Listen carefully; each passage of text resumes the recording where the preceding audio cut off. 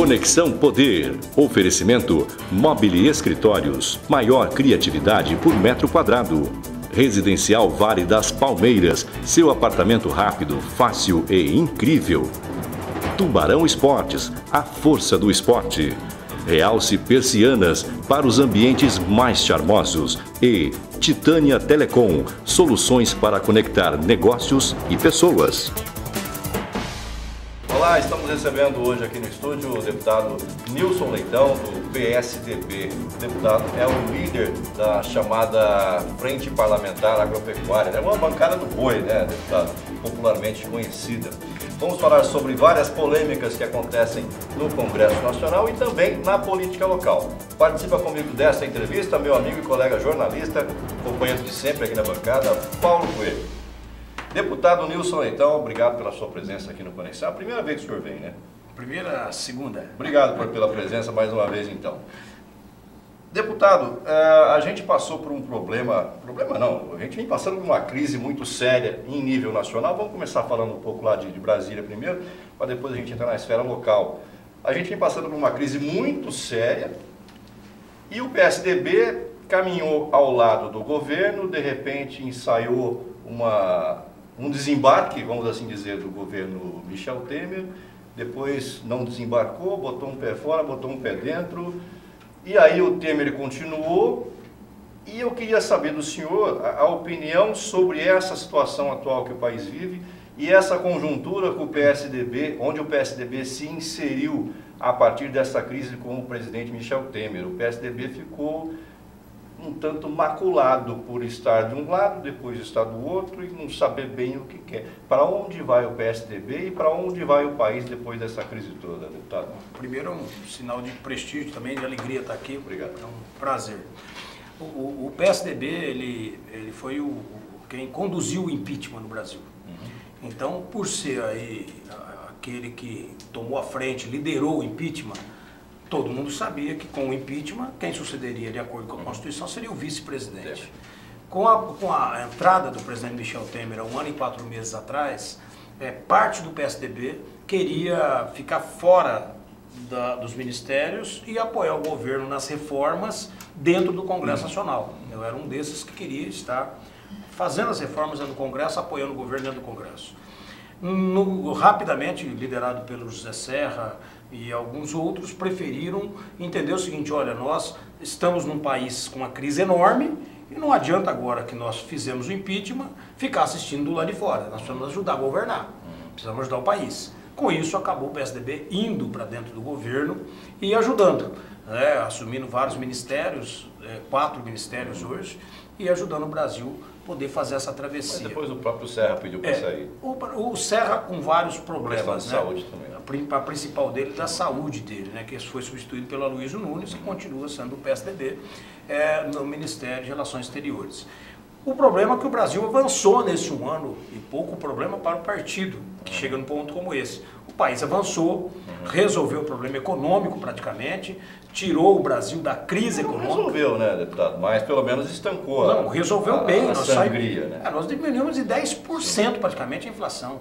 A inflação é exatamente que vai direto no salário do trabalhador. O fator econômico foi o que mais pesou, então, na questão. Mais pesou. E isso é a primeira coisa que o Brasil precisava fazer. Por quê? Que você, como empresário, quando o Brasil dá uma sinalização de crescimento, você tem coragem de tirar o seu dinheiro da poupança ou de buscar um financiamento e melhorar a tua empresa. Agora, se o Brasil está em crise profunda, você também fica de stand-by, você não vai querer investir no emprego, ainda mais como era a legislação trabalhista até agora um pouco. Não tenha dúvida que como empresário era temeroso tirar o Temer. Isso, perdão do trocadilho. Mas é isso. Então, com as reformas que houveram no meio do caminho, o Brasil vinha muito bem e o PSDB apresentou 15 itens para o presidente Temer antes de ingressar no seu governo de exigência de reforma. Desses 15, o Temer tirou 8 da gaveta já nesse 1 ano, um tempo recorde, porque tem assunto que está há 40 anos sendo discutido, e com isso o PSDB se sentiu de fato prestigiado com as reformas, que era o nosso grande debate. Com o advento da JBS, é claro que isso mexeu com a base. Mexeu com a base, parte dos parlamentares passou a entender que tinha que tirar o Temer. E outra parte achou que nós não poderíamos fazer isso com o Brasil nesse momento, há um ano da eleição. Até porque com o Temer saindo, quem entra seria o Rodrigo Maia, que também seria atingido por várias pancadarias do Ministério Público, da sociedade, da imprensa. É trocar o surto pelo mal. Seria mais uma guerra até chegar. Então o que nós fizemos? Olha, o Temer tem um problema para responder para a justiça, ele vai responder. Mas que ele sair, ele responde. Vai responder dia 1º de janeiro de 2019. A Dilma saiu há 1 ano e 4 meses atrás, a denúncia dela está na gaveta da PGR até hoje, não foi feita a denúncia contra ela. Então esse não é o problema. Mas rachou o partido. E o PSDB acabou ficando dividido. Nessa divisão fizemos uma grande reunião, alguns meses atrás, para decidir se ficava ou saía do governo. Por unanimidade, os governadores, 6 governadores do PSDB, 70% da bancada do Senado e 60% da bancada da Câmara decidiu que ficaria no governo ajudando as reformas. Você está falando que o Pedro Táxi está entre esses governadores. Todos os 6 concordaram, defenderam defendeu a permanência, por quê? Porque as coisas estão acontecendo. Se você perguntar para todos os prefeitos, 99% dos prefeitos querem que o Temer permaneça, porque começou a ser cumpridos os convênios. Até o emprego começou a melhorar, né? Não, os convênios, os repasses estão em dia. Amanhã mesmo, amanhã não, nessa semana, eu não sei o dia direito, mas vai acontecer a assinatura de mais 1.400 casas para Mato Grosso, da Minha Casa Minha Vida. Já colocou em dia aquelas que estavam paradas, retomada todas e lançando novos programas. Quer dizer, o Brasil está acontecendo com o presidente Temer em relação aos municípios e estados. Então é claro que houve essa maioria. Então esse momento chegou até agora dessa forma, até chegar o momento da denúncia. A denúncia foi dividida exatamente no meio. O político, às vezes, ele é muito monitorado pelo seu eleitor, e está certo. Mas muitas das vezes, o político tem que ter a coragem de votar naquilo que acredita, mesmo com a crítica, para entender que tem um bem maior. Mas que isso não contradiga com aquilo que ele colocou na campanha, né, deputado? Sem dúvida nenhuma. Você fala lá, você condena a reforma trabalhista. Sem dúvida nenhuma. Mas chega lá, você vota a favor? Não, sem dúvida nenhuma. Eu sou a favor da reforma trabalhista e votei, aprovo ela, defendo ela, defendi a terceirização. Mas só de ouvir que isso lá na base, na hora de pedir o voto, você tem dificuldade de explicar isso para quem? Não, na minha posição, Paulo, eu sou muito sincero. Eu, quando acredito em algo, eu estudo aquilo e não defendo apenas para jogar para a torcida. Eu tenho muita coisa que eu vou agradar o meu eleitor, tem muita coisa que eu posso até desagradar o meu eleitor, assim como acontece com a imprensa. Tem muita notícia que você vai dar, o comentário que vai fazer, que vai agradar, vai desagradar. Só que você tem que fazer aquilo que você acredita, senão não vale a pena você estar nessa função. Né? Você tem que ter um pouquinho também da sua dignidade. Às vezes a força do partido, por exemplo. Agora, o PSDB tem muito disso pelo seguinte, o deputado que mora em Recife, ele tem uma dificuldade enorme porque lá é um centro mais de esquerda, a esquerda querendo tirar o Temer, né? Tem os interesses partidários, os movimentos, só que não tinha um movimento de rua, não tem movimento na internet, não teve nenhuma mobilização, paralisação. Não havia pressão, né? Não houve pressão nenhuma, então foi uma decisão muito individualizada. Mas a pergunta que ele fez não é nem isso, a pergunta que ele fez como ficou o partido? Rachado. O partido ficou rachado e agora começa a se reconstruir exatamente em cima desse futuro que nós estamos almejando. Essa parte de lá que não concordava com o apoio ao Temer já está aglutinando de volta? Em apoio, sabe? Ontem, essa semana, fizemos uma reunião importante, já logo depois da votação, mais de 30 deputados já reunidos. É um grupo muito forte, são muitos ex-prefeitos, ex-governadores, a bancada federal do PSDB é muito forte, né? 13 de São Paulo são pessoas de altíssimo nível, sim, do Rio Grande do Sul. Força, né? A força é muito grande, né? Eu sou o único de Mato Grosso e presido a maior frente do Congresso Nacional. Então você tem um grupo de deputados que tem uma liderança diferenciada dentro do Congresso. Sim. Então essa diferença pesa para o governo, por isso que tem 4 ministérios, né, dentro desse Agora, ficou a impressão, deputado Nilson, que essa história da divisão do PSDB lá com relação à questão do Temer, né? Se o momento fosse diferente, a impressão que ficou foi essa, se fosse diferente, se o Aécio Neves não tivesse ocorrido enlamaçado de denúncia, não de culpa, mas de denúncia, Lava Jato, aí tem também que sobrando para o Alckmin, sobrando para o Serra, quer dizer, todos os nomes, principais nomes aí com ilações que sejam, mas com o nome envolvido lá. Isso. Se não houvesse nada disso, o PSDB não cresceria o olho, gente, essa aqui é a nossa chance, vamos pedir o botar fora Temer e que não acredito. Eu não acredito que o PSDB só tem uma forma de poder fazer isso. O PSDB, a política como um todo, o PSDB só tem uma forma. O PSDB só tem uma assim forma. como o Temer foi oportunista na questão da Dilma. Não, eu não acho até que ele foi oportunista. Eu acho que a Constituição fez isso. Ele era líder do maior partido do país, a presidente assim, poderia muito bem orientar. Não, mas hoje as pessoas esqueceram, Paulo, mas a presidente Dilma não cometeu um crime, ela cometeu vários. E fora isso ela não fez gestão. Fora isso o Brasil estava em crise. Fora isso o Brasil estava desempregando. Que é a pior miséria do setor público. Quer dizer, ela arrebentou. Então não há como comparar. Ele é o vice e tinha que assumir, certo? Então essa é a diferença. Mas eu acho que o que está em jogo é esse momento em que essa hostilidade, essa raiva no meio da população, isso tudo tem que ser administrado com muita tranquilidade. Porque nesse momento também, você tem que ter a coragem de tomar atitudes às vezes antagônicas, às vezes impopulares, mas pensando no bem maior. O bem maior é o país. Então até me perguntaram, Nilson, você votou para o Temer permanecer? Votei. Por quê? Eu vou falar uma frase de um promotor da República, falou para mim. O Temer, saindo agora, era uma consequência que irradiaria em toda a sociedade. Não, ia arrebentar mais. Em toda a sociedade. O Temer sendo julgado em 1º de janeiro de 2019, a repercussão é só nele. Ele vai pagar o preço se ele estiver errado. Vai ter direito a se defender, entrar com ação e tudo mais. E a justiça não pode reclamar muito disso, porque tem ações que estão há 15 anos e não sai da gaveta. Esse que é o grande problema. O mensalão, nós estamos voltando a discutir ele agora, depois de 10 anos. Então, essa pressa exacerbada virou uma coisa muito pessoal também da PGR ali, junto com o presidente da República. Se o presidente da República deve, vai pagar. Só que ele é o presidente da República, só tem um no país. Então ele precisa de fato ter um tratamento diferenciado. Não adianta ficar só de conversa, tem que ser tratado todo mundo igual. Tem, mas é o presidente da República. Quando ele sai, você tem impacto internacional, você tem desemprego, você tem uma série de coisas. Se o Brasil tivesse na contramão disso, com juros altos, inflação alta, desemprego, seria diferente. Mas não está. E acaba refletindo na economia. Não está. E ele será julgado no momento em que chegar o momento certo. E o PSDB tem que ter essa responsabilidade. Responsabilidade é a primeira de quê? O desembarque do governo não é apenas abandonar o Temer, é abandonar as reformas. Não tem como você desassociar uma coisa da outra. Eu acabei ontem de receber um debate sobre a reforma tributária. Nós vamos trazer dia 4 de setembro para cá, junto com a FACMAT, outras entidades, já estão convidados, trazer o relator da reforma tributária, Luiz Carlos Raul. Hoje você paga 38 impostos. 38 no Brasil. Nós queremos reduzir isso para 4 impostos. É esse tema que tem que discutir. Nos Estados Unidos, é esse tema que nós temos que discutir. Se nós não tirar essa carga do colo do trabalhador, do empresário, para você, hoje, se você tem 10 empregados aqui, você vai ter 20. Né? Eu acho que esse debate é que tem que estar em pauta. O Brasil só vai dar essa volta por cima, sair disso que está, se de fato ocorrer. Agora, o que não pode? Utilizar o caos, que nem está lá. A Lava Jato, importantíssima para o Brasil. Mas isso não dá o direito ao procurador da República, que está lá investigando a Lava Jato, se lançar candidato a deputado no meio da Lava Jato. Peraí, ele está utilizando a Lava Jato para entrar na política? Exatamente. Ele tem que ter um tempo para isso, tem que ter uma quarentena. O governador Pedro Tagle ficou 4 anos fora do Ministério Público para se lançar candidato. Mesmo a lei permitindo ele lançar no dia seguinte. Tem que ter uma quarentena.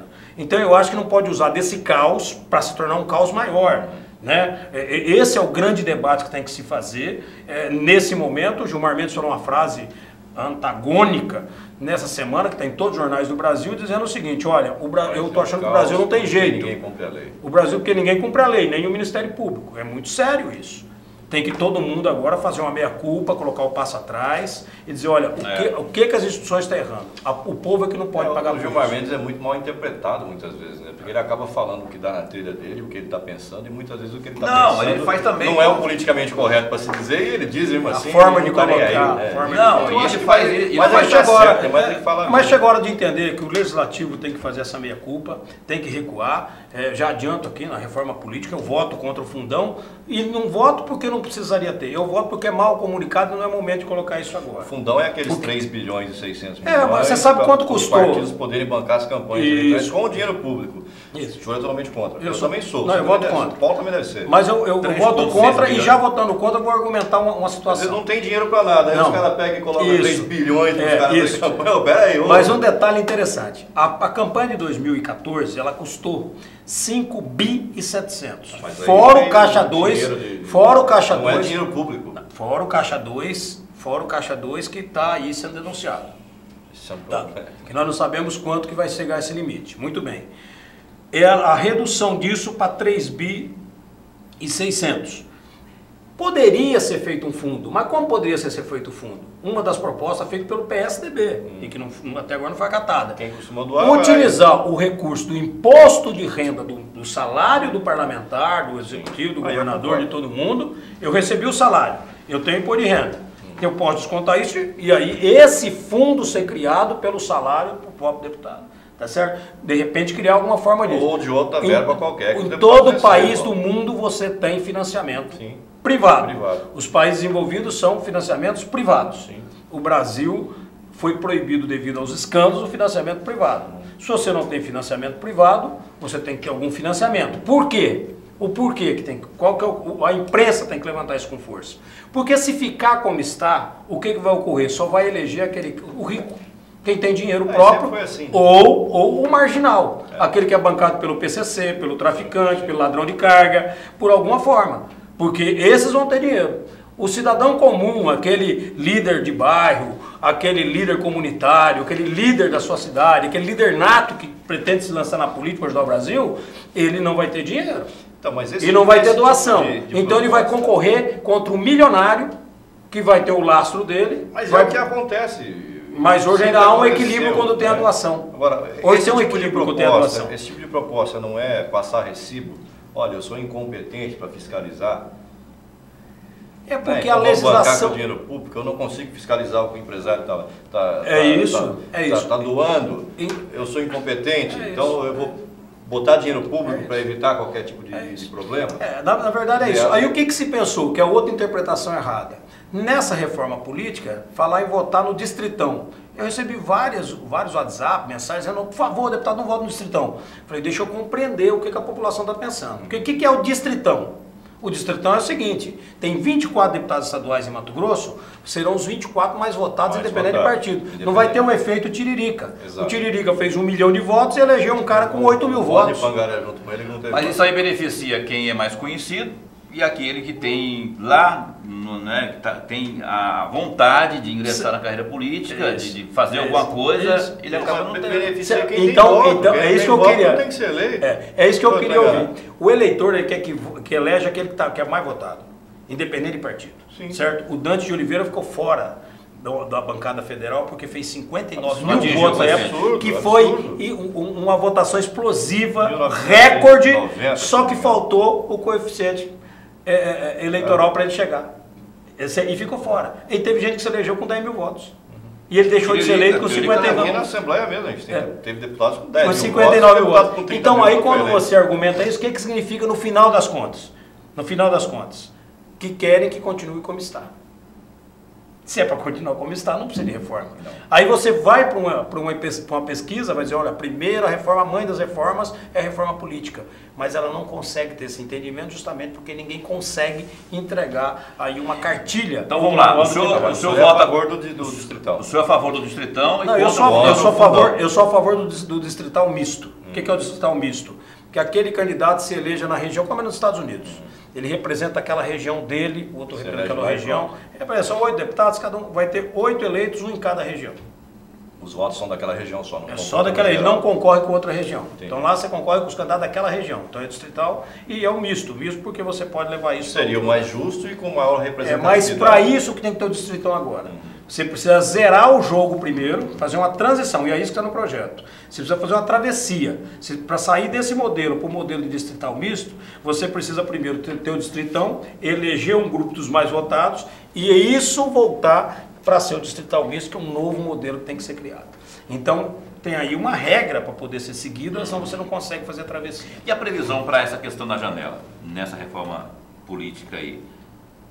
Vai acontecer a primeira parte agora em outubro? Não, na verdade a janela já existe hoje na legislação aprovada, que você pode mudar 6 meses antes, né? Que será lá no mês de abril do ano que vem. Mas tinha uma previsão para outubro agora também. Que agora, se conseguir aprovar as reformas, que eu estou vendo com muita dificuldade.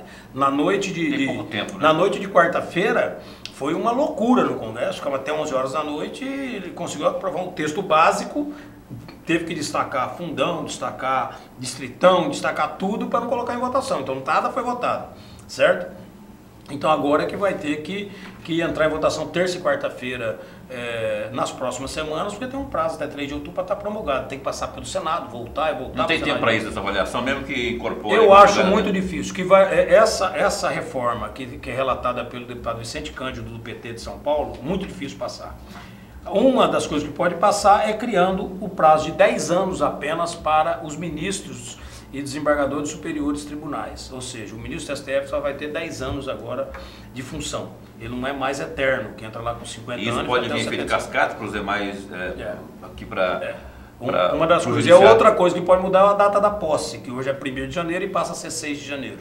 Essa data posse também deve mudar, né? Até virada de ano, Réveillon e tudo, essas coisas querem mudar a data da posse. Mas vamos falar a verdade, tomar posse dia 1º de janeiro é um saco. Né? Ninguém merece. Ninguém merece. Então são mudanças que vai fazer. Agora a reforma do PSDB. Os deputados estão, quem foi eleito, o prefeito, o governador, está em festa. Agora imagina os jornalistas indo cobrir lá em pleno dia de Réveillon. Pode nem comemorar com a família. Não pode nem comer um pirulito, tomar uma cerveja, que cedo ele tem que estar cobrindo posse. Peraí, a reforma que está na relatoria da deputada Sherida, que é de autoria do senador Aécio, senador Ricardo Ferraço, essa sim, ela acaba com coligação e a cláusula de barreira, ou seja, se o partido não alcançar 9 deputados em pelo menos 9 estados, não adianta ser 9 de São Paulo, senão vira partido regional. Em 9 estados ele não tem direito a fundo partidário, não tem direito a tempo de televisão, não tem mais nada. Então não vai existir partido que existe nos outros países. Não dá para ter 30 partidos como tem no Brasil. Mas só, cada hora aparece, agora apareceu um novo aí, como é que chama? Todo dia. Podemos, né? Só não pode mudar. Não pode pôr o H aí, né? Podemos. Esses são os partidos que estão aparecendo. Deputado, falando em reforma, o senhor é autor de um projeto que ficou bastante polêmico e o senhor foi até, como é que eu vou dizer, achincalhado em São Paulo, num evento que teve lá, por causa daquela proposta de reforma trabalhista rural, onde o empregador poderia pagar o funcionário com moradia e refeição. Explica um pouco melhor essa situação, porque muita gente não entendeu o que quando a gente quando a gente perde na comunicação, recua e começa de novo. Nós tínhamos Estou te dando essa chance de explicar. Eu agradeço até por uma questão de honestidade aqui com o nosso telespectador e ouvinte. A verdade é a seguinte, nós tínhamos uma prioridade, aprovar a reforma trabalhista geral, que foi aprovada. Paralela a ela, nós temos a reforma trabalhista rural. Por que a rural ela tem que ser separada? Porque ela a lei vigente é de 1973. Naquela época o Brasil importava alimentos. Hoje o Brasil é um Brasil de tecnologia. Sustenta o mundo praticamente. Os melhores do mundo em produção de alimentos. Então a legislação não condiz com a nossa realidade. O Congresso Nacional não legislou durante todos esses anos, 44 anos, 45 anos, sob essa lei. E deixou a lei antiga misturada com a nossa Constituição, onde jogou tudo na vala comum. E durante todo esse período, o Brasil, que desenvolve no agronegócio muito forte, cria também um preconceito enorme de vários setores da sociedade, principalmente ONGs e outros, que acham que demoniza o agronegócio. Então você pode ver um trabalhador urbano enlatado praticamente dentro de um ônibus indo trabalhar. Mas se você vê um trabalhador rural em cima de uma caminhoneta, ele é escravo. Né? É isso que ocorre. Você pode deixar o trabalhador urbano andar 20 quilômetros de bicicleta ou a pé para ir trabalhar. Mas se for um trabalhador rural, é escravo. Então há um preconceito nesse tratamento. E uma outra coisa que é preconceito é na forma de pagamento. Você, como empresário da comunicação, você premia, por exemplo, o seu funcionário que ganha o seu salário, ganha um salário fixo, você premia por uma bela reportagem. O prêmio você dá uma passagem aérea e um hotel para ela passar uns dias no Rio de Janeiro como prêmio dessa matéria que ela fez, que foi um sucesso. Na área rural isso é normal acontecer, desde o tempo da sua bisavó, da minha bisavó. onde os empregados que trabalhavam numa chácara, num sítio, ia lá para sua casa, levava a galinha, levava um pedaço da banha do porco, levava o milho, não é isso?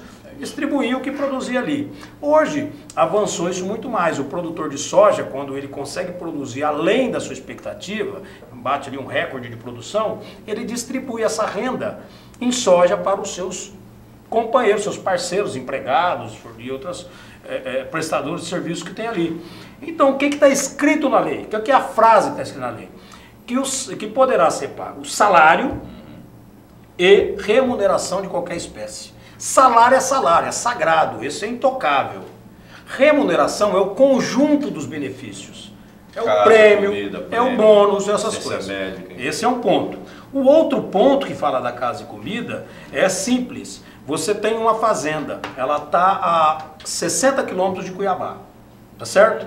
O funcionário, ele tem direito, nessa minha lei, ele tem o direito a escolher. Se ele decidir morar na cidade, você dá o transporte gratuito para ele, está na minha lei. Agora, se ele decide morar dentro da propriedade, moradia para ele. Você dá moradia, mas você cobra. Posso cobrar um aluguel. Você pode cobrar um aluguel. Foi aí que pegou. Por que você pode cobrar um aluguel? Aí esse aluguel entraria como uma remuneração, vamos dizer não, assim. Você completa o salário. Você tem um limite. Batido o salário. Na lei tem um teto. Na lei tem um teto. Mas por que está colocado isso? Isso é um acordo, isso é uma decisão do empregado e não do empregador. O porquê que tem que cobrar? Porque quando ele pede as contas ou você demite ele, tá? Não estou falando de um caso não, estou falando de todos. Ele vai para o Ministério do Trabalho. Você é obrigado a pagar a casa para ele. Não é isso não. Ele vai para o Ministério do Trabalho e aí o Ministério Público do Trabalho pergunta, o teu salário é R$1.000. Mas você tem casa? Não, eu tenho, mas o meu patrão não cobra nada. Então vamos aqui colocar que custa R$300 de aluguel. Então é 1.300. Alimentação. Alimentação ele também me dá, mas ele não me cobra. Vamos colocar mais 300. E transporte? Não, transporte ele não me cobra, eu vou para a cidade, volto, tomar meta. Então tá bom. Então o salário ele começa a fazer o cálculo do acerto trabalhista a partir de 1.900. Então todo aquele favor que você fez precisa ser legalizado. Então se ele ganha R$1.000 nessa minha lei, ele vai continuar ganhando R$1.000. Mas vai aparecer como 1.900. Mas vai aparecer exatamente. Agora, onde é que está o deputado? Está ali? Eu estou aqui agora. Isso. Então isso nós estamos apenas dando transparência e equilíbrio para que o Ministério Público do Trabalho, para que a Justiça do Trabalho não interprete como ele deseja. E mais do que isso está na lei. Eu entendi perfeitamente. É isso. Então não tem nenhum tipo, vou usar uma palavra mais popular, não tem nenhum tipo de sacanagem aí no meio. Ao contrário disso. Ao contrário. Eu não tive nenhum problema em nenhum evento, mas algumas jornalistas de renome nacional, como a Miriam Leitão e outros, fizeram crítica dura sobre isso. Dura. Não foi só jornalista, o próprio Fernando Henrique também fez crítica sobre isso. Fernando Henrique ele fez o seguinte, ele estava num evento falando de outro assunto, um jornalista da Folha falou, presidente, tem um deputado do seu partido que apresentou uma lei onde quer trocar salário por comida. Ele falou assim, tá louco? Tá louco? Isso não pode. Sem explicar, sem falar nada. Conversei com o presidente Fernando Henrique, expliquei para ele, não tem, a lei não foi eu que criei. Ele tinha que falar, eu não tem uma equipe técnica. Vou me inteirar da lei para ter seu comentário. A primeira pessoa que eu entreguei essa lei foi para o presidente do Tribunal Superior do Trabalho. Ele olhou a lei, gostou da lei. E aí o que eu fiz? Perfeitamente a Nós retiramos o projeto e melhora muito. Mas tem outro item lá que é interessante falar para você. Fala que pode trabalhar 12 horas por dia. Pode como vocês podem. Pode, não quer dizer tem que. Tem. Não, e pode é o seguinte, ele trabalha às 8 normal e a partir daí vai pagar a galera. Extra. Ou se ele fala o seguinte, olha, eu quero... Aí vem a outra parte que é de dias seguidos. Teve um jornalista do Valor Econômico que perguntou, mas, deputado, ele pode trabalhar 18 dias seguidos, não é desumano? Eu falei, tem jornalista, colega seu, que está 150 dias lá no Iraque, ou lá no Irã, trabalhando. Falei, tem gente que trabalha na usina que está sendo construída aqui em Sinop, que mora no Maranhão, que está ali há 180 dias sem ver a família. Tem gente que trabalha em estrada ou numa plataforma de petróleo, isso já existe, eu não estou inventando. O que eu estou fazendo é limitando para 18 o cara que mora em Goiás e trabalha no Araguaia, numa fazenda. Ele decide o seguinte, olha... Vou ficar 18 dias aqui... Mas isso tudo tem uma vírgula. Isso tudo tem uma vírgula, por decisão do empregado. A decisão é dele ficar. Não, olha, que eu brigo. Patrão, eu não vou andar 400 km voltar para minha casa, eu vou trabalhar 2 semanas seguidas, ou 3, porque eu quero, daqui 3 semanas eu tenho batizado do meu sobrinho, eu tenho uma cirurgia da minha mãe, eu tenho uma carteira de motorista para tirar, eu tenho a formatura. Aí eu fico uma semana em casa. Eu vou trabalhar 3 semanas aqui, sem sair do emprego, trabalhar um pouco a mais e vou folgar depois. Isso é uma bolsa de horas que já existe.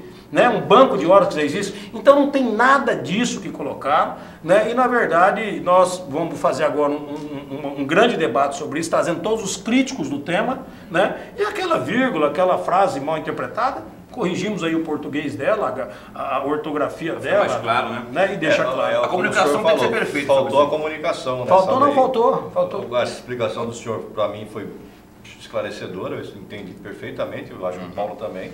E eu acho que está correto isso, porque o funcionário, quando sai de uma empresa, quando ele age de má fé, ele vai lá no Ministério do Trabalho, ele fala que ele tinha alguns benefícios e esses benefícios são calculados como salário.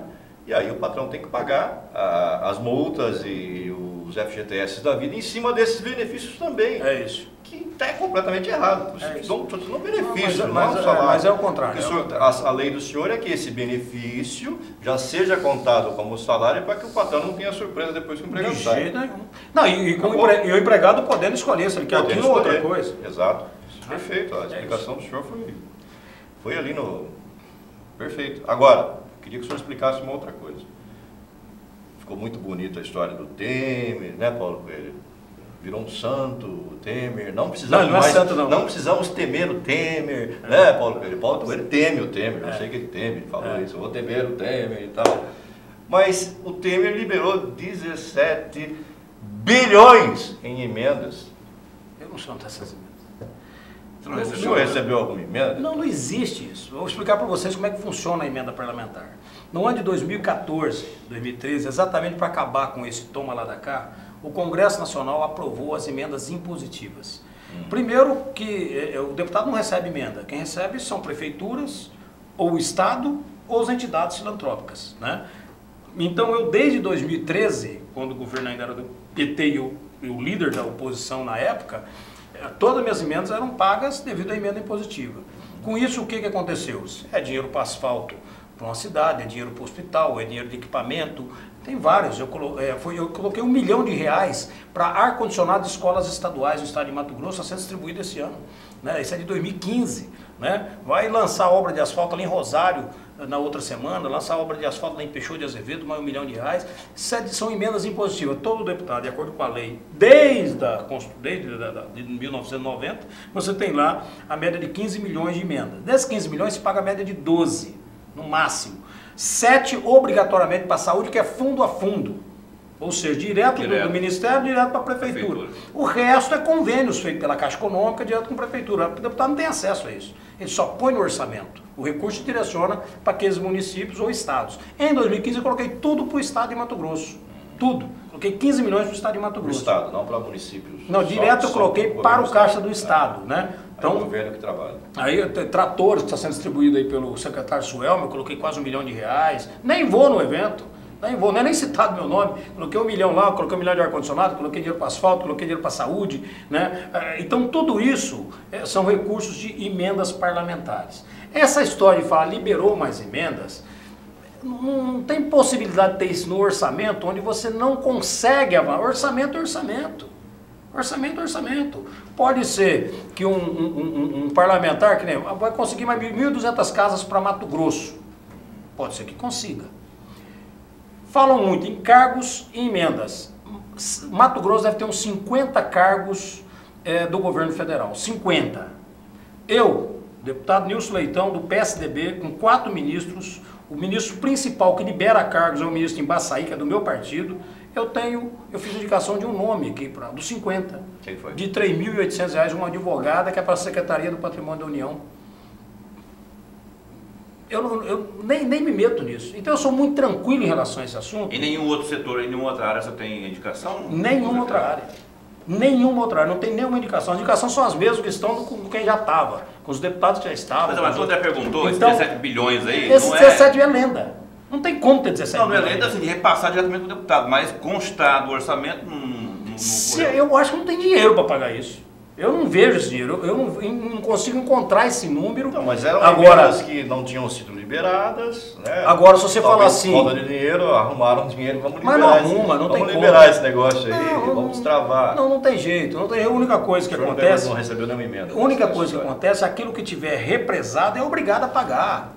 É obrigado, porque é impositivo, é lei. É lei, tem que cumprir. Então, mas o que está represado, Mas os não pode- deputados que votaram a favor, não. desrepresa. Mas isso Não, vou te dar um detalhe. Os deputados que votaram contra, represa, é mais ou menos isso. Eu vou te dar um tá detalhe. entendendo? Vou te dar um Mas detalhe. esse é o objeto Se de você negociação. Mas pegar. né, Paulo? Se você pegar o nível, já aconteceu isso no passado quando não era impositivo. Já aconteceu no passado, quando não era impositivo, era. Mas não, estou dizendo, Nilson, que não pode ser objeto de negociação. Mas já foi. Não Se eu pode. estou te devendo, Mas já Claro que foi. não pode. Já se eu foi. estou te devendo, eu não tenho que negociar isso. Tem que Já pagar. foi, não já pode. foi, exatamente. Tipo assim, Não ó, pode. Agora, por exemplo, deputados do PT receberam. Tem deputado do PT que recebeu mais do que eu. Certo?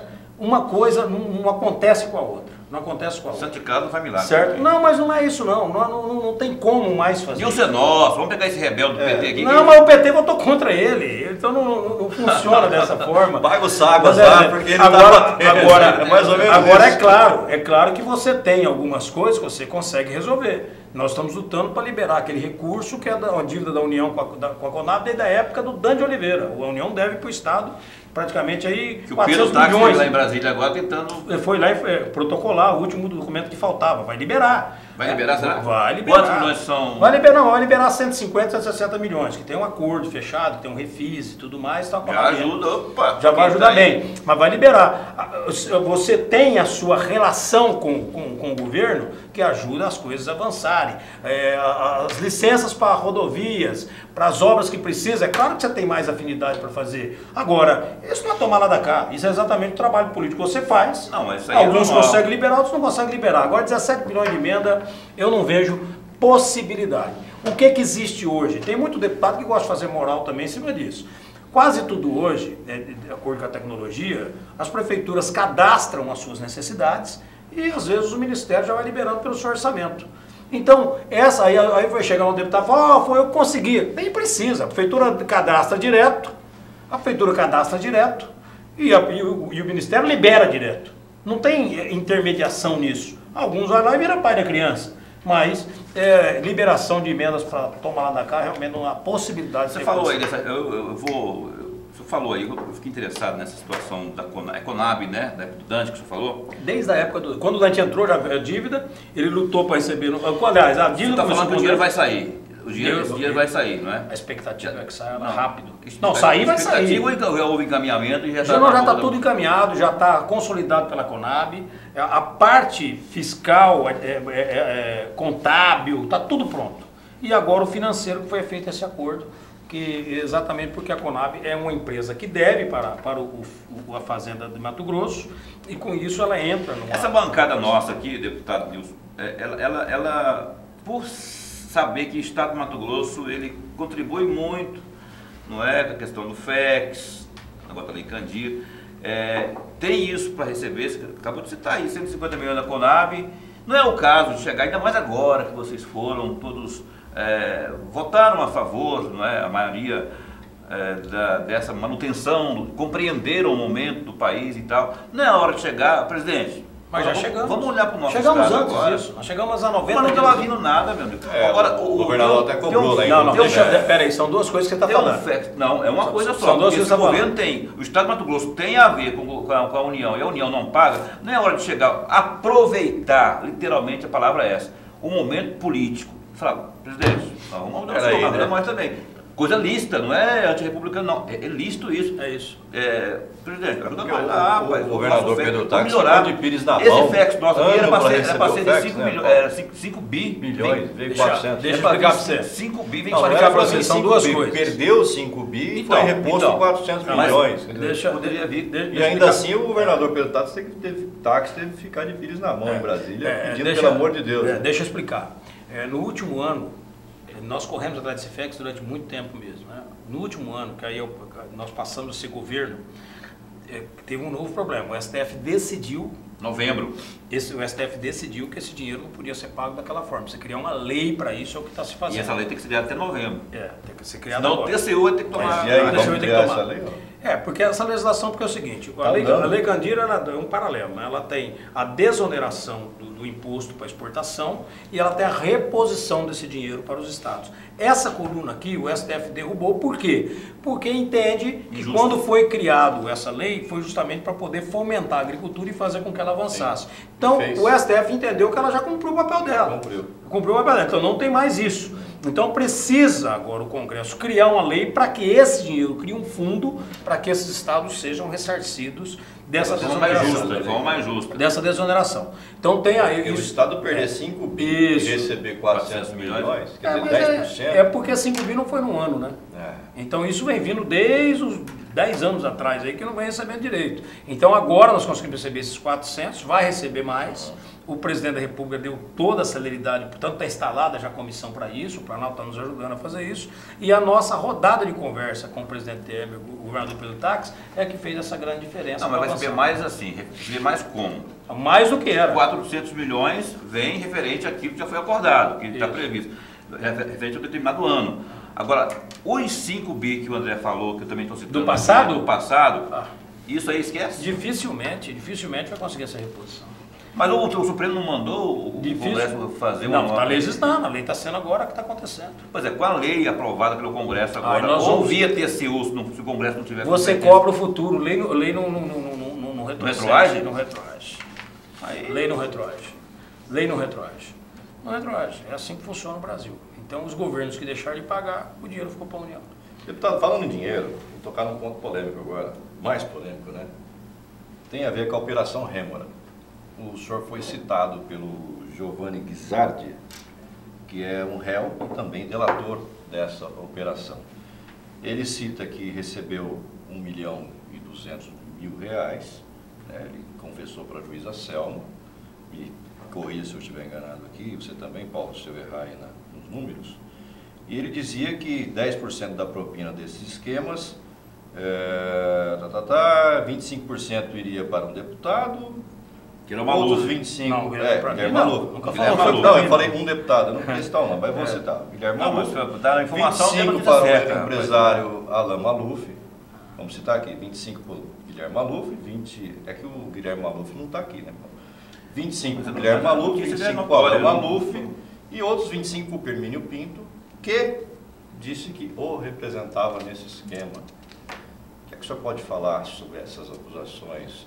Bom, na época eu falei, fiz uma nota bem clara, nunca fui acusado, né, oficialmente, nunca fui denunciado sobre isso e nunca fui chamado na justiça para esclarecer sobre isso, estaria à toda disposição. Mas no primeiro dia que saiu, eu dei informação bastante clara. Primeiro, eu nunca vi esse Guisardi na minha vida, se eu ver ele aqui, eu não sei quem que ele é, não sei nem quem que é ele. A minha relação de amizade com o Permínio, eu nunca neguei, ele é meu amigo, meu irmão, não vejo ele há muito tempo, né? Tenho um carinho enorme por ele, pela família dele. Os infortúnios aí que ele viveu, os erros que ele pode ter cometido, ele já confessou. Quem poderia falar isso de mim seria o próprio Permínio, né? O Guisardi eu nunca vi na vida, não sei do que se trata, achei ele uma irresponsabilidade enorme. Na época fiz uma nota sobre isso e disse que estava pronto para poder explicar qualquer coisa, até porque na vida pública é isso. Nunca sentei numa mesa com empresários, com políticos, secretário, para discutir qualquer tipo de coisa no governo Pedro Tax. Não é na educação ou no outro lugar. Não é a minha parte. Fiquei 12 anos na oposição, com todos os convites para estar na situação, nunca aceitei e não é minha função fazer essa. Então, na verdade, é fácil. Hoje esse tipo de comentário da delação sem um documento, sem uma prova, eu acho, eu vi, talvez, de jogar o nome, já não dá mais para se importar com isso. Próxima pergunta para o senhor. Já não dá mais para se importar com isso. Muitas delações, as pessoas jogam o nome de terceiros na lama e fica por isso mesmo e fica se a delação vira uma prova, que você, ao meu ver não é. É que inverteu, né? É que inverteu, mas não é prova. Inverte-se o ônus da prova, né? Enfim, e a pessoa acaba sendo presa. Acho até que de alguma forma eu acabei deve ter tido alguma investigação, mas não tem nada desse assunto que me envolva, não há possibilidade de me envolver. Não tem chance de me envolver. O que o senhor pensa dessas delações todas que estão ocorrendo? Não, eu acho que envolvendo colegas. Eu acho que o modelo, eu acho que o próprio presidente Michel Temer. Eu acho que o cuidado, eu acho importante esse instrumento da delação. Eu acho que isso avançou no Brasil, isso melhorou a transparência, mas eu acho que o Ministério Público, ele deu assim, ele se perdeu um pouco na distância disso. É preciso ter um pouco mais de cuidado. Né? Já está virando carne de costela. Se houve... Tá virando... Não, primeiro é o seguinte... Essa é a regra, essa é uma regra legal que está sendo usada. Não, nem sempre. Não, nem sempre. Está exagero. Não, Paulo. Está se banalizando. Não, Paulo, eu acho o seguinte, se houve uma delação numa sala fechada, com a presença do delegado, do promotor, e a partir daí você ser investigado e conseguir achar qualquer vestígio, qualquer sinalização para você oferecer uma denúncia, a partir daí você pode ser colocado em todos os outdoors do Brasil. Agora, enquanto você não tiver o mínimo para oferecer uma denúncia, você não pode sentenciar uma pessoa pela imprensa. Um camarada não é correto. Ele faz uma delação, não apresenta a prova. Mas aí não pode homologar como delação. Tá, mas... não chegou. Só é homologação, só é delação depois de homologado e com a condição de o cara falar a verdade. Paulo, mas não chegou nada no citado. Mas não vale nada nisso hoje no Brasil, aqui. Paulo. Vale se falou de alguém. Vamos aqui dar um exemplo que nem deveria dar. Quantas vezes o Oeste está aí cheio de problema de denúncia? De Furnas você já ouviu 1000 vezes. A Polícia Federal acabou de entregar o relatório final dizendo que ele não tem nada a ver com Furnas. Que investigou tudo durante 10 anos, não achou nada. Está arquivado o processo, mas ficou 10 anos como um homem que roubou Furnas. Ninguém vai tirar essa pecha. Então esse tipo de coisa, Paulo, isso que eu tô tentando esse tipo de coisa, o que eu digo é o seguinte, eu jamais me furtaria, eu nunca vou interceptar uma investigação, nunca vou atrapalhar a investigação, mas eu acho que nunca na vida eu vou isso. Agora o erro que eu acho, a crítica que eu faço a esse tipo de investigação, mesmo aprovando, apoiando o instrumento da delação premiada, o que eu não concordo é que vazar o nome de alguém que foi citado, olha, eu fui almoçar com o Paulo Coelho. Eu fui almoçar com o Paulo Coelho, eu não fui tratar. Aí solta lá, o delator cita nome de Paulo Coelho. Quer dizer, isso não pode. Então, chega no ponto onde o Ministério Público está apto para poder fazer a denúncia. Olha, eu denunciei. Agora não, quando cita o nome já é uma sentença, uma execração pública. Manda para o Paulo. Não, às vezes nem manda, às vezes nem manda, mas a imprensa já vai falar. Eu quero fazer uma observação aqui, que é a seguinte, o Ministério Público não é Deus, mas... Pensa que pode pensar que seja. O Ministério Público não é Deus, mas é temeroso, deputado, da minha avaliação como jornalista, que de repente a gente de vez em quando faz jornalismo investigativo também, tentar limitar os poderes Não, eu sou contra limitar. Eu votei contra a PEC 37, eu votei a favor do Ministério Público. Eu votei tudo com o Ministério Público, isso para melhorar a vida deles. Eu continuo achando que tem que ter mais investigação. Eu só estou dizendo, repito. Trabalhar os critérios. Os critérios. Então, houve aquela delação numa sala fechada, a partir daí tem a investigação. Você tem todos os instrumentos para isso. Você tem quebra de sigilo, quebra de telefone, quebra de tudo que você quiser. Faz tudo. Aí você tem indícios na mão. Tem aqui, ó. Nós temos uma ponta ligada para outra, tal. Então agora nós vamos oferecer a denúncia. Oferece a denúncia e dá publicidade aqui. O Ministério Público denunciou. Ótimo.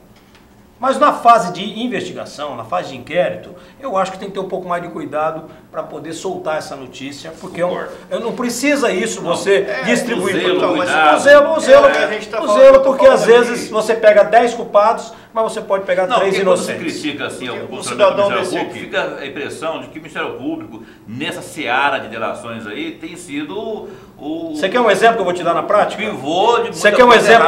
Você quer um exemplo que eu vou te dar na prática? O exemplo que eu vou te dar na prática. Vocês, a imprensa de Cuiabá, vocês nem lembram disso. Vocês noticiaram um ano atrás de que a PGR ofereceu uma denúncia contra o Dilson Leitão, ex-prefeito de Sinop, e o STF recebeu a denúncia. Eu me tornei réu naquela denúncia.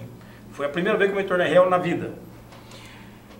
Uma semana antes do Ministério Público, da PGR, oferecer aquela denúncia, nós fomos até a PGR e eu entreguei na mão deles uma perícia feita a pedido do Ministério Público Federal de Mato Grosso à Justiça Federal de Mato Grosso. E aquela perícia demonstrava claramente que eu era inocente, que eu não tinha, que era uma conversa fiada aquele assunto. O ministro Fachin, na época, disse, não, eu não vou ler a perícia antes, eu vou ler durante a ação, eu vou receber a denúncia. E me tornou réu.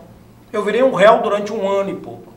Há um mês atrás, a pedido do Ministério Público Federal, a pedido da PGR, a pedido da própria PGR, pediu o arquivamento do processo. por unanimidade foi votado, está arquivado, eu não sou mais réu e esse assunto morreu.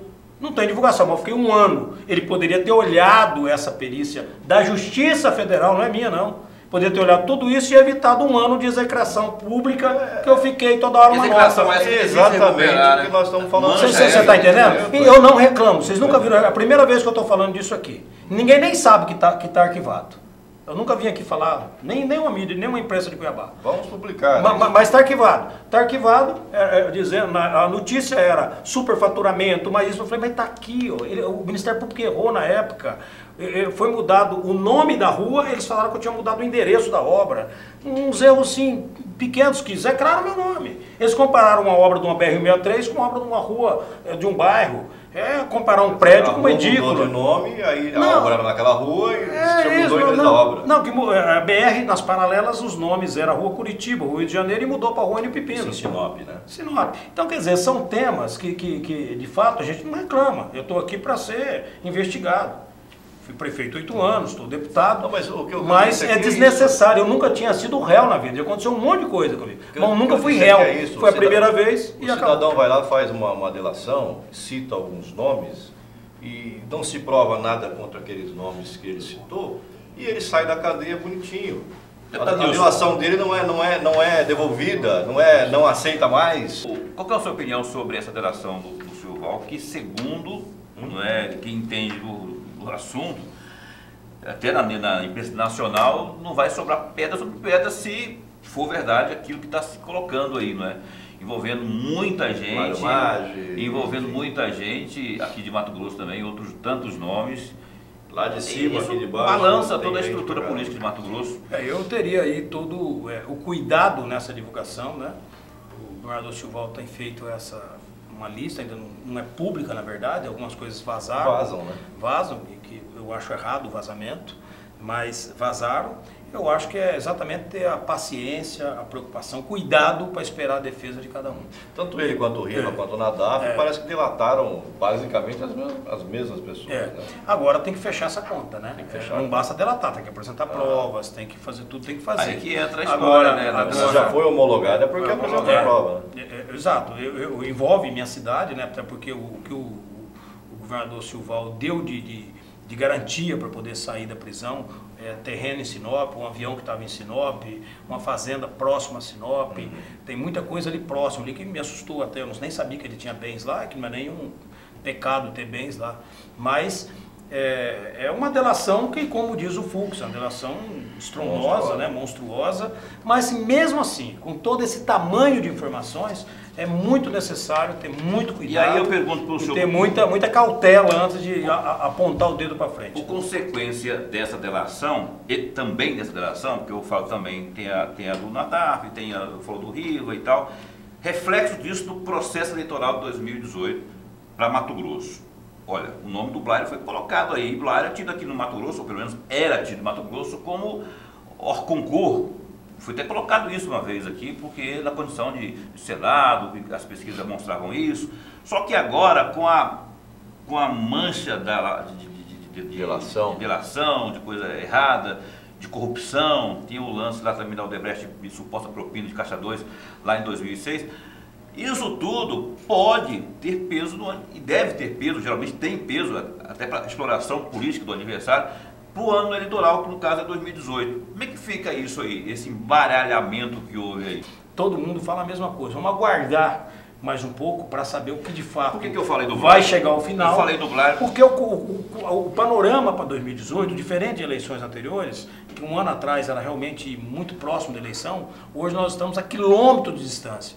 Há um ano atrás de uma eleição, alguns anos atrás, você enxergava sem binóculo. Hoje você precisa de binóculo para enxergar o 2018, de fato, o que vai ser esse quadro. Eu perguntei do Blairo, eu citei o nome do Blairo Maggi, ministro, porque ele é do Partido Progressista. Esse grupo ao qual o senhor pertence, esse grupo considera o PP como possível aliado para o pleito do ano que vem, inclusive. Né?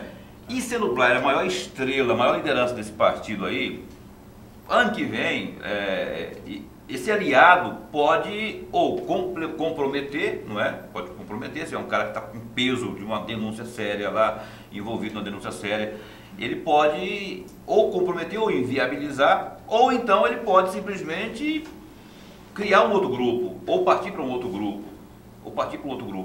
A pergunta que eu quero fazer é o seguinte, em tratando de grupo, como que o senhor visualiza isso para o ano que vem? O PP no grupo do Pedro Táxi ou o PP junto com o Mauro Mendes, que é o ex-prefeito de Cuiabá, que tende a ir para o Democratas? Mas o Mauro é candidato?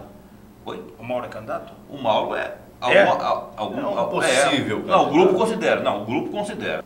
A verdade é a seguinte, o cenário para o ano que vem, e já vimos no passado, grupos se unirem e deixarem um só do outro lado, esse um só ganhar, né? Já vi divisão idêntica e às vezes aquele que menos espera ganha. O que nós queremos? Queremos o PP junto, como esteve. Nós queremos o PP junto. O PP foi vice do Pedro Táxi, depois o Fábio foi para o PSD, mas foi a sigla do PP, foi vice. E nós temos um diálogo muito forte com o PP, para que ele possa estar junto. Agora, é claro que tem as insatisfações com o governo. Tem as insatisfações. Insatisfação tem em qualquer partido. Todo governo não agrada a todo mundo. Tem as insatisfações. Isso é uma construção que começa a partir de agora, né? E essa conversa começou com o Blair, nós já tivemos várias conversas sobre isso, com o próprio deputado Ezequiel, para que possa estar aqui dentro desse grupo. Parece que o Ezequiel, do grupo, o presidente do partido, o Ezequiel, ele é o único que não estaria muito a favor dessa união com o PSDB, com o grupo do Pedro Táxi. O Blair propriamente se manifestou favorável, pelo menos terminar o mandato junto. O Eraí mais, que eu estou liderando o negócio também. Que é do PP, o Eraí é muito próximo, né? Agora, eu acho que inclusive o Mauro, que esse grupo que está, essa parte do PSB que ainda está se mudando, um para um lado, um para o outro, não sabe para onde que vai todo mundo, o PSDB deve receber alguns do PSB, o DEM deve receber outros. O Mauro, muito provavelmente, ele vai se adequar dentro desse grupo. Eu acho muito difícil o Mauro estar fora desse grupo. O Mauro não estaria só esperando ver o que dá desse governo? Não dá para saber, porque o Mauro praticamente, quando ele decidiu não ser candidato a prefeito, ele praticamente abandonou. Ele nunca mais viu o Mauro Mendes. Enterrou, cara. Eu só gosto dele, né? Não tem ele perdeu o grupo fazendo isso. Mas o Mauro, ele, como se diz, ele não exercita a política, ele não exercita o partido, né? Ele perdeu o PSB, essa falta de exercício acontece muito isso, né? Então quem faz política partidária é um pouco diferente. Deputado, para onde vai o governo Pedro Táxi? Eu acho que o Pedro, ele começa agora, ele pega um buraco para administrar, teve muitos acertos, teve falhas também, que é visível, né, que precisa ser corrigido, mas o Pedro tem uma vantagem enorme, né? Ele é uma pessoa que aprendeu a política, desde quando ele saiu da Procuradoria, passou por Senado agora, a escutar bastante.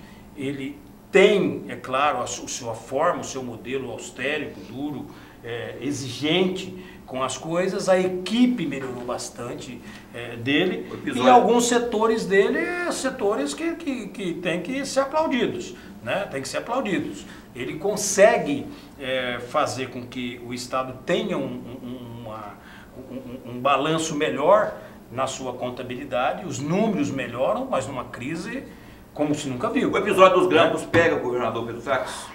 Compromete? Eu acredito que não. Eu tenho falado com ele, eu acredito que não. Nos dois sentidos. Não sei se juridicamente, eu acredito que não tem nenhuma chance, né? E politicamente... Não, político é o mais... Politicamente eu não vejo isso, pelo menos no estado, no interior, quando eu ando.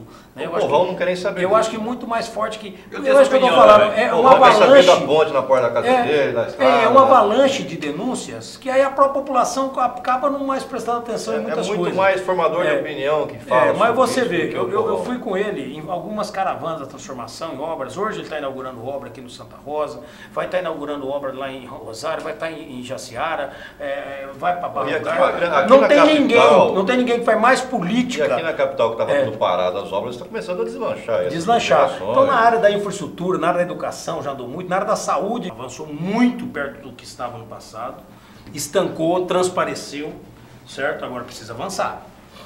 Vamos primeiro aqui com a verdade, né? O dinheiro da bancada federal. O dinheiro da bancada federal nunca ninguém quis tirar de Cuiabá. É uma mentira isso plantada aqui.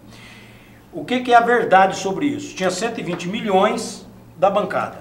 O que ficou acordado? Queria 120. 60 milhões aliás, era 120 milhões, que 40 milhões iria para os hospitais regionais e 80 milhões iria para o equipamento do pronto-socorro. Quando foi glosado esse valor, ele caiu de 120 para 82. O que eu defendi? Falei, ó, se é 82, continua na proporção, não é isso? Se de 120, 40, então cai aqui, cai 55 aqui para o pronto-socorro de Cuiabá e 35 fica para os hospitais do interior, são 7. Então essa divisão por 8, Cuiabá ficaria com 55 milhões e o interior inteiro, 7 hospitais, 35, até porque se lá ficar ruim, vai cair tudo em Cuiabá. Foi isso que aconteceu. Veio alguém que eu não sei quem, um ser estranho, oculto, e disse o seguinte, olha, o deputado Nilson Leitão não quer colocar o dinheiro no hospital de Cuiabá. Uma mentira, uma covardia o que fizeram. Até essa aqui, quem fez isso. Hã? Eu até imagino quem tenha feito isso. Uma covardia. Aí com isso, nós conseguimos com o tempo convencer o Ministério a majorar esse valor, chegou a 156 milhões. Com 156 milhões, qualquer briga. 80 milhões fica para o pronto-socorro de Cuiabá. E os outros 76 milhões vai para custeio, que vem para o estado de Mato Grosso. Vem mesmo? Vem quando? Vem. Agora nós vamos aprovar Porque se vier agora, por exemplo, o governo já se alivia. Até o final do ano. Até o final do ano. Já resolve a questão desses filantrópicos aí. Não, mas até o final não, mas não tem nada a ver com o filantrópico. Não, eu sei, mas o governo Os filantrópicos terão uma reunião essa semana, com todos os filantrópicos, com o governo de Mato Grosso, eu vou participar, exatamente para tentar resolver esse básico aí. Estivemos no Ministério da Saúde com os filantrópicos essa semana também. Discutimos com o ministro e a ideia é que se encerra esse problema com o filantrópico no máximo em 10 dias. Pelo táxi é favorito 2018? Sem dúvida nenhuma. O senhor cravaria isso? Favorito. Hoje ele é o favorito para as eleições de 2018, mas não é hora dele pensar em eleição. É hora dele resolver os problemas que você citou, que ele citou, que a população espera, resolver os problemas da saúde, da educação, do financeiro, inaugurar as obras prometidas, fazer essas pontes, deslançar, que é recurso financiado que tem aí, estradas, resolver o problema ambiental que ainda tem, fundiário que agora tem dinheiro. O governador está distribuindo títulos no estado inteiro, coisa que não acontecia há muitos anos. Agora precisa fazer gestão. Eleição, pensar a partir de maio. A questão da majoritária aí, deputado Nilson, seu nome foi colocado, não pelo senhor, mas por membros ligados ao seu grupo, que o senhor poderia ser um virtual candidato ao Senado. E o senhor nunca, já até dizia que nunca disse, não, dessa água não bebo. Pois bem, aí tem agora essa história da possibilidade dos PSBistas irem para o Democratas, inclusive Mauro Mendes, já citamos aqui que ele também é tido no grupo como possível candidato a algum cargo majoritário. Lá tem também o Jaime Campos, que é outro também, tido para o grupo dele, pelo partido dele, como outro. Aí tem o Pedro Táxi, que é o candidato do grupo à reeleição. É muita gente, é muito nome para majoritária, para tão pouco cargo disponível. Como é que ficaria a situação? Com muito diálogo. O PSDB quer a candidatura ao Senado. O meu nome sempre estará disponível para qualquer tipo de disputa. Eu fui vereador, deputado estadual. Vocês querem governador e senador? Não, qual que é o problema? Uma chapa pura aí, assim. Não, mas o Brasil não pode. Todo mundo critica partidos, que ninguém vota em partido, aí quando chega lá nessa discussão, fala que partido pesa. Não, eu digo, você tem que decidir o que é importante. Não, mas tem um grupo. Mas calma, isso é o senhor está sendo incoerente, não. O senhor está sendo incoerente. Olha aqui, de forma nenhuma. Olha aqui, olha o diálogo. Você não faz política sozinho, você tem que ter Deixa eu completar. E o grupo como é que fica? Deixa eu completar. Aí tem um Fávaro também. Deixa eu completar. Maior bancada, deixa, mas você tem que entender o fator Fávaro. Deixa eu completar. O Fávaro é vice-governador, um grande companheiro. Presidente do maior partido que tem a maior bancada na Assembleia Legislativa, diga-se de passagem. Está de olho no Senado. Isso. Não tem problema sonhar, todo mundo deve, eu posso, o Fávaro pode. Sonhar não custa nada, né? Pode, o Jaime pode, com respeito. Acabando, lógico, eu fui do federal mais votado, eu sou o único da região norte do estado. Hoje nós temos 3 senadores de Rondonópolis, nós vamos ter um do Nortão, de Cuiabá, nós vamos mudar isso um pouco, um mapa, né? Nós vamos fazer com que todo mundo se sinta contemplado. Primeiro, quando discuto a questão partidária, né? A questão partidária, se fosse assim, o PSDB exigia na arrancada do Pedro Táxi uma vaga na majoritária. Nós não exigimos. O governador era do PDT, o vice era do PP, o Senado era do DEM. Você fala na eleição de 2014. 2014. O Jaime desistiu, veio o Rogério Salles para substituir. Esse não é o problema. Eu abri mão. O maior partido na época, um candidato a presidente na época com chances reais de vitória, com maior tempo de televisão, maior estrutura. E não fiz questão de estar na majoritária. Pois é, mas você não entendeu minha pergunta aqui. Me presta atenção. Me presta aqui, por favor. Aqui, ó. Eu falei para o senhor o seguinte. Mas calma. Jaime Campos, Paulo. Senão você vai ser o entrevistado. Pedro Táxi. Deixa eu acabar de falar. E Fávaro. Deixa eu acabar de falar. E Blairo Mais, nego. Tem muito nome. Deixa eu acabar de falar. Eu tenho uma relação muito próxima com o ex-governador Jaime Campos. Muito próxima. E nossa conversa é muito franca. O Jaime, por inúmeras vezes, publicamente, em outros lugares, já declarou apoio ao meu nome, inclusive publicamente na imprensa. Né? Isso é uma conversa de muito diálogo. Com o Mauro eu não converso porque o Mauro não sei onde ele está. Eu não sei se o Mauro está em Cuiabá, né? Em algum lugar ele não fala o que ele vai ser, ele vai decidir. A hora que ele decidir, nós vamos sentar à mesma mesa. O PSDB é um partido que construiu isso. Nós elegemos 40 prefeitos, 20 vice-prefeitos, temos 4 deputados estaduais, temos deputado federal mais votado, temos governo do estado, temos um grupo consolidado no estado, certo? Mas fora tudo isso tem minha história também, é minha história. A história política de cada um. Mas votado, a história política de cada um. Dentro dessa história política, tanto nacional, eu estou buscando o quê? Eu estou buscando ter um apelo regional, eu estou buscando ter um apelo setorial, eu estou buscando ter um apelo político para que eu estou construindo, eu não estou trazendo esse ônus para ninguém. Se eu chegar lá em maio, junho, em condições de ser o representante do Senado para esse grupo, setorial, eu somar... Setorial tem o Blairo, setorial, o agronegócio, por exemplo. Mas o Paulo está dizendo que esse grupo aí tem Blairo Maggi, né? tem supostamente o Mauro Mendes, supostamente o Jaime Campos, e aí fica complicado. Eu trazendo o DEM para esse apoio, trazendo outros partidos, eu não vou levar problema para ninguém, até porque eu lidero esse partido há 6 anos. Então eu nunca levei o problema, eu sempre levei a solução, tanto que ajudei a construir essa chapa e tudo mais.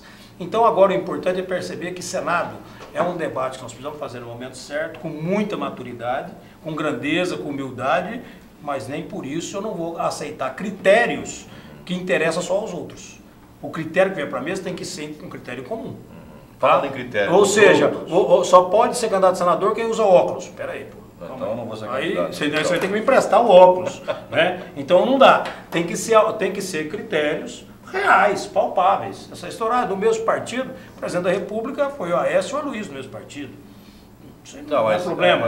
Isso foi o Dante e o Antero, né? O governador e senador. Então essa conversa é um pouco sem critério. Não, mas então, a gente está falando de grupo aí, Jaime, do mesmo grupo, Jaime do DEM, mas um dos caciques do DEM, o Júlio Campos, está na bronca com o senhor. Tá não, aquilo ali de jeito nenhum. O senhor conseguiu aparar? Não tem bronca nenhuma. Eu não faço nada que confronta os meus parceiros. Tudo isso que o Júlio falou é porque realmente ele estava afastado por outros motivos e tudo isso eu tratei com o Jaime Campos. Então nada a gente faz pelas costas, ao contrário disso, tudo é um diálogo muito forte. O próprio presidente do DEM, o Edilmar, que é da minha cidade. Deixa eu só explicar aqui. O PSB, como está rachado por causa do fator Valtenir, né, Paulo Coelho? Muita gente do PSB está migrando para outros partidos, entre eles o PSDB e o DEM. E aí o Júlio Campos acusou o deputado Nilson Leitão de estar cooptando os caras que já estão de malas prontas para ir para o DEM para trazer para o PSDB. Então o Júlio Campos está na bronca. Mas é que o Júlio não tinha essa informação, que o Jaime tinha essa informação. O que existe é uma coisa combinada. De um grupo, alguns queriam para o DEM, outros queriam para o PSDB. Quem que deve ir para o PSDB desse grupo aí? Nós iremos anunciar nos próximos dias. Fala logo aqui. Quem é Tucano, ainda não posso. Não, eu acho que um democrata que pode falar, que já está publicamente, é o Pro Botelho, né? O deputado Fábio Garcia e o deputado Adilto Saquet devem ir para o DEM, que já está bem encaminhado. E o resto é para o PSDB? Não. Ainda tem alguns que vai para o PP, tem alguns que vai para o PP e alguns vai vir para o PSDB. Nós vamos estar discutindo essa semana. Aí quem não quiser ir, vem lá para PQP. Tá, obrigado pela Eu que agradeço aí, viu? Eu que agradeço sempre. Deixa eu entregar para o senhor aqui a caneca do site Repórter MT. Parabéns aí pelo programa. Do programa Conexão Poder. Pode abrir, não tem traça dentro não. Parabéns. Vai aqui. Aí o senhor tome lá um cappuccino no Congresso com a nossa caneca. Essa foto aí, ó. Foto aí, tá? Pra eu colocar no meu Instagram. Quando a gente for lá, né, Paulo Coelho? Vamos tomar um cappuccino lá no Congresso na caneca do Está mais do que convidado. Esperando ser convidado. Né, Paulo? Espero que vocês vão a Brasília para poder fazer um programa desse de lá, não comigo, mas com outras pessoas lá que podem colaborar com a informação. É um projeto, viu, deputado? Vamos fazer isso. É um projeto. Não, mas já fica convidado pelo menos para próximas semanas aí. Vamos usar o seu gabinete como Senado. Não só meu gabinete, pode usar minha casa, usar tudo lá. Tá combinado, né, Paulo? Você vai, né, Paulo? Paulo vai. Eu quero que você vai. Gente, obrigado. Abraço, até a próxima. Tchau. Conexão Poder. Oferecimento Mobile Escritórios. Maior criatividade por metro quadrado. Residencial Vale das Palmeiras. Seu apartamento rápido, fácil e incrível. Tubarão Esportes. A força do esporte. Realce Persianas para os ambientes mais charmosos e Titânia Telecom, soluções para conectar negócios e pessoas.